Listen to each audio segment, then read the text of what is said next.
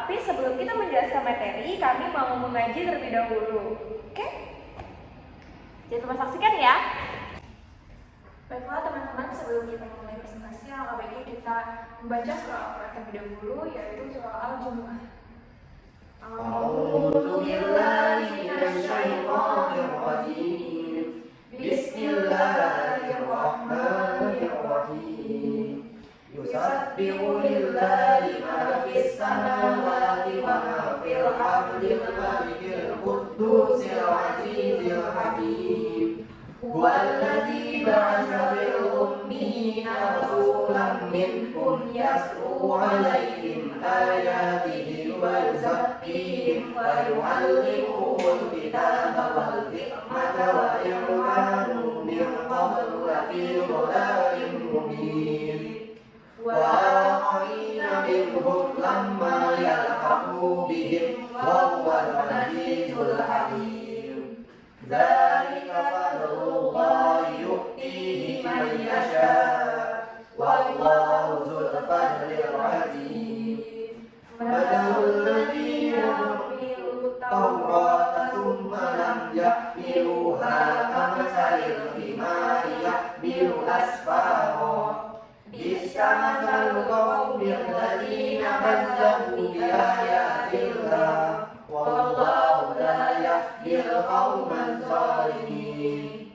Qul ya ayyuhalladzina hadu in za'amtum annakum awliya'u lillahi min dunin nasi fatamannawul mauta in kuntum shadiqin. Wa la yatamannawnahu abadan bima qaddamat aydihim. Wallahu alimun Qul innal mauta alladzi tafirruna minhu fa innahu mulaqikum thumma turadduna ila alimil ghaibi wasyahadati fa yunabbi'ukum bima kuntum ta'malun. Ya ayyuhalladzina amanu idza nudiya lis-salati min yawmil jumu'ati fas'au ila dzikrillahi wa dharul bai'a. Dzalikum khairul lakum in kuntum ta'lamun. Wa idza qudiyatis shalatu fantashiru fil ardi wabtaghu min fadlillahi wadhkurullaha katsiran la'allakum tuflihun. Wa idza qalu tijaratan fanfaddu ilayha wa qaliba. Qul ma indallahi khairun minal lahwi wa minat tijarah. Wallahu khairur raziqin. Shadaqallahul azim. Baiklah, materi pertama tentang pengertian menyimak akan dijelaskan oleh Rasmawati. Dan juga materi kedua yaitu tentang tujuan menyimak akan dijelaskan oleh Rasmawati. Terima kasih. Baiklah, di sini saya akan menjelaskan pengertian menyimak. Secara teoritis, pengertian menyimak dibedakan dengan pengertian mendengar dan mendengarkan. Mendengar bersifat represif, pasif, dan terjadi secara alamiah karena seseorang memiliki indera pendengaran. Jadi, mendengar bisa tanpa sengaja dan tanpa tujuan, serta yang didengar bisa bunyi apa saja. Menyimak merupakan salah satu keterampilan berbahasa yang sangat penting diperhatikan oleh guru dan siswa. Pengertian dan informasi yang diperoleh umumnya melalui aktivitas menyimak. Kemudian tujuan menyimak.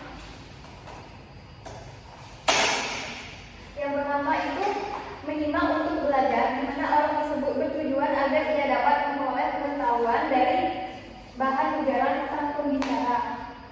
Yang kedua, menyimak untuk menikmati, di mana orang yang menyimak dengan menekankan pada penikmatan terhadap suatu dari materi yang dianjurkan atau diperdengarkan atau dipagelarkan, terutama sekali dalam bidang seni. Menyimak untuk mengevaluasi, di mana orang menyimak dengan maksud agar ia dapat menilai apapun yang dia simak.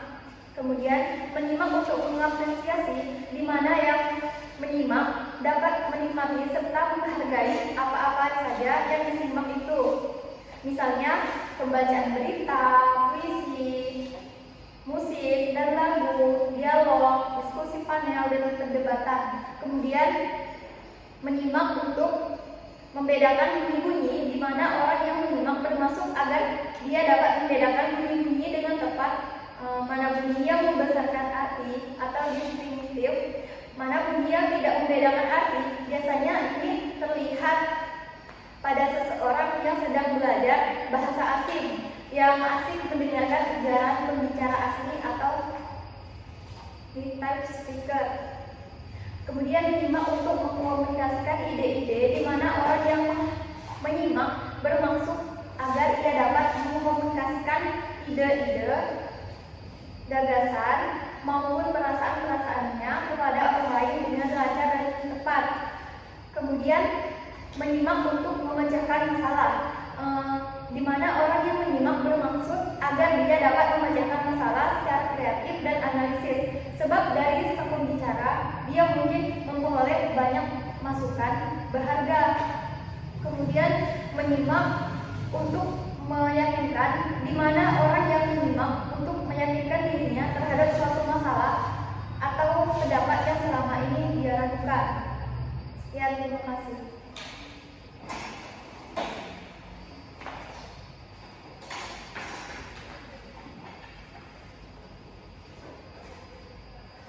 Baiklah, materi ketiga tentang tahap-tahap menyimak akan dijelaskan oleh saya, Tania, dan juga materi keempat tentang unsur-unsur menyimak akan dijelaskan oleh Tania juga. Baik, yang pertama tahap-tahap menyimak itu ada tahap isolasi. Nah, isolasi di sini pada tahap ini sang penyimak ini mencatat aspek-aspek individual, kata lisan dan memisah-misahkan atau mengisolasikan bunyi-bunyi, ide-ide, fakta-fakta, organisasi khusus, begitu pula stimulus lainnya. Dan juga kedua ada identifikasi. Nah, identifikasi ini sekali stimulus tertentu telah dapat dikenal, maka suatu makna atau identifikasi pun diberikan kepada setiap butir yang berdikari itu. Lalu yang ketiga ada integrasi. Nah, integrasi itu menyatupadukan apa yang kita dengar, informasi lain yang telah kita simpan dan kita rekam dalam otak kita. Nah, oleh karena itulah maka pengetahuan umum ini sangat penting dalam tahap ini. Nah, karena kalau prosesnya menyimak berlangsung, kita harus lebih dahulu harus mempunyai beberapa latar belakang atau pemahaman mengenai bidang pokok pesan tertentu. Nah, yang ketiga ada yang keempat ada inspeksi. Nah, itu pada tahap ini informasi baru itu yang telah kita terima dikontraskan dan dibandingkan dengan segala informasi yang telah kita miliki mengenai hal tersebut. Lalu ada 5 yaitu interpretasi, yaitu pada tahap ini kita secara aktif itu mengevaluasi apa-apa yang kita dengar dan menelusuri dari mana datangnya semua itu. Lalu ada unsur-unsur menyimak. Yang pertama ada pembicara. Yang dimaksudkan dalam pembicara ialah orang yang menyampaikan pesan yang berupa informasi yang dibutuhkan oleh penyimak. Nah, dalam komunikasi lisan, pembicara ialah narasumber. Nah, pembawa pesan, sedangkan lawan bicara ialah yang menerima pesan. Dalam aktivitasnya, seorang penyimak ini sering melakukan aktivitas kegiatan menulis dengan mencatat hal-hal penting selama melakukan kegiatan menyimak. Lalu yang kedua ada unsur penyimak. Nah, penyimak di sini, penyimak yang baik ialah penyimak yang memiliki pengetahuan dan pengalaman yang banyak dan luas. Nah, jika penyimak itu memiliki pengalaman dan pengetahuan yang luas, ia dapat melakukan kegiatan menyimak itu dengan baik. Selain itu, penyimak yang baik ialah penyimak yang melakukan menyimak dengan intensif. Lalu yang ketiga ada unsur bahan simakan. Nah, bahan simakan ini merupakan unsur terpenting dalam komunikasi lisan, terutama dalam menyimak. Nah, yang dimaksudkan dengan bahan simakan ini ialah pesan yang disampaikan pembicara kepada penyimak. Nah, bahan simakan itu dapat berupa konsep, gagasan, atau informasi. Nah, jika pembicara tidak dapat menyampaikan bahan simakan dengan baik, pesan itu tidak dapat diserap dengan baik oleh si penyimak. Nah, yang mengakibatkan terjadinya kegagalan dalam komunikasi.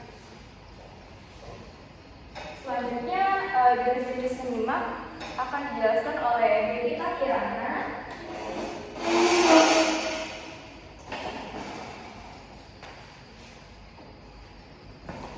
Baiklah, di sini saya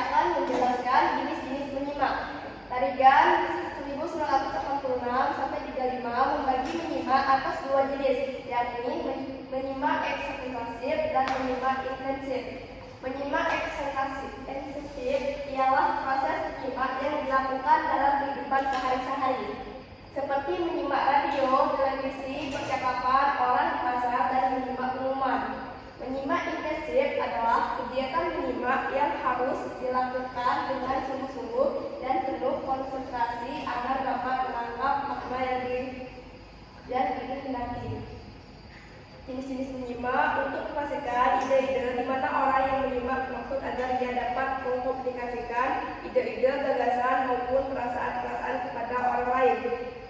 Menyimak untuk membedakan bunyi-bunyi, di mana orang yang menyimak bermaksud agar ia dapat membedakan bunyi-bunyi.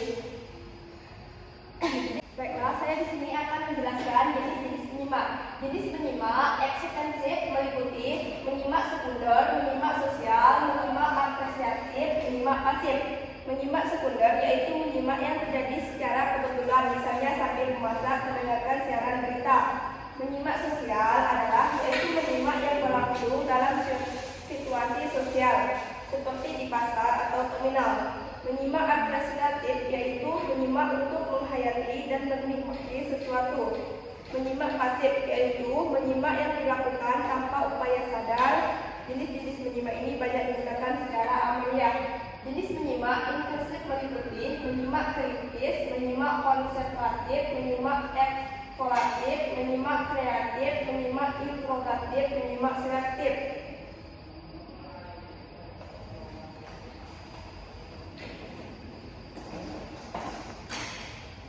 Proses menyimak, berbagai hal yang kita terima dan dengar yang masuk melalui telinga manusia akan ditangkap oleh memori sensorik. Informasi dalam memori jangka pendek akan dilupakan jika tidak berlatih. Melalui latihan yang bisa dilakukan baik dengan cara praktek, elaboratif, atau menghafal. Informasi dapat dikirim melalui memori jangka panjang agar dapat dipertahankan lagi. Model pemrosesan informasi dari memori seperti dijelaskan oleh Brown disebut model 3 kotak memori. Di sini ada contoh gambar 1 model 3 kotak dari memori.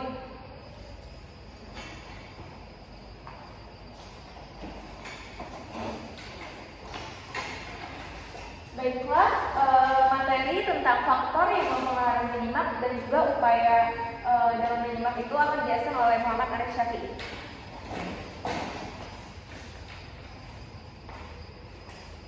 Baiklah, di sini saya akan menjelaskan faktor yang mempengaruhi menyimak. Faktor yang mempengaruhi menyimak itu adalah faktor yang pertama kondisi fisik, kedua faktor psikologis, ketiga pengalaman, keempat sikap, 5 motivasi, 6 jenis kelamin, 7 lingkungan, dan yang terakhir peranan dalam masyarakat. Kondisi fisik. Seorang penyimak merupakan faktor penting dalam menentukan keefektifan serta kualitas menyimak.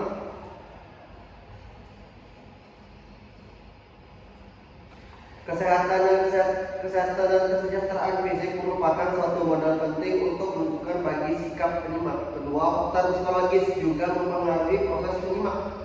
Faktor psikologis dibedakan menjadi dua, yaitu psikologis positif dan psikologis negatif. Yang ketiga itu faktor pengalaman. Kurangnya minat merupakan akibat dari pengalaman yang kurang atau tidak ada sama sekali pengalaman dalam bidang yang disimak. Sikap antagonis adalah sikap yang menentang pada permusuhan yang timbul dari pengalaman tidak menyenangkan. Keempat, faktor sikap. Sikap seseorang akan berpengaruh dalam kegiatan menyimak karena pada dasarnya manusia memiliki dua sikap, yaitu menerima dan menolak. Kedua sikap tersebut memberi dampak dalam menyimak, yaitu dampak positif dan dampak negatif. Kelima, faktor motivasi merupakan salah satu penentu keberhasilan seseorang. Jika motivasi kuat, maka dapat dipastikan orang itu akan berhasil mencapai tujuannya. Motivasi berkaitan dengan pribadi atau personalitas seseorang. Kalau kita yakin dan percaya bahwa pribadi kita mempunyai sifat kooperatif, tenggang hati dan analitis, kita akan menjadi penyimak yang lebih baik dan unggul daripada berpikir bahwa diri kita malas, bersifat argumentatif dan egosentris. 6. Faktor jenis kelamin. Julian Silverman menemukan fakta bahwa gaya menyimak pria pada umumnya bersifat objektif, aktif, keras hati, analitik, rasional, keras kepala, atau tidak mau mundur, menetralkan, intrusif atau bersifat mengganggu, berdikari atau mandiri, sanggup mencukupi kebutuhan sendiri atau swasembada, dapat menguasai dan mengendalikan emosi, sedangkan gaya menyimak wanita cenderung lebih subjektif. 7. Faktor lingkungan berupa lingkungan fisik, lingkungan sosial. Dan terakhir, peranan dalam masyarakat. Kemampuan nyimak kita juga dapat dipengaruhi oleh peran kita dalam masyarakat sebagai guru atau pendidik ataupun mahasiswa dan lain-lain.